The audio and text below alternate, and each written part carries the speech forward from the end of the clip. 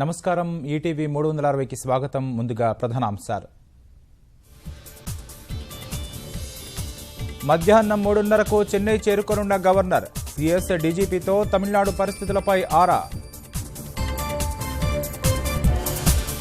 శాసనసభ్యులతో Sasikala camp రాజకీయాలు. సాయంత్రం 5ంటికి గవర్నర్ను కలవనున్న చిన్నమ్మ. చిన్నమ్మపై మాటల దాడిని పెంచిన సెల్వం. ఎమ్మెల్యేలు శశికళ చెరబీడితే విజయం తనదేనని ధీమా.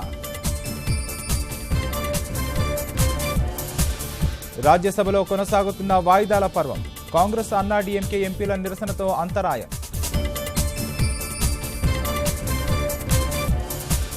గురుకుల నిబంధనలపై నిరుద్యోగుల ఆందోళన. ప్రభుత్వం దృష్టికి తీసుకెళ్తామన్న టీఎస్పీఎస్సీ చైర్మన్. పద్మశ్రీ గ్రహీత చింతకింది మల్లేశానికి కేటీఆర్ సన్మానం. గ్రామీణ ఆవిష్కరణని ప్రోత్సహిస్తామన్న మంత్రి.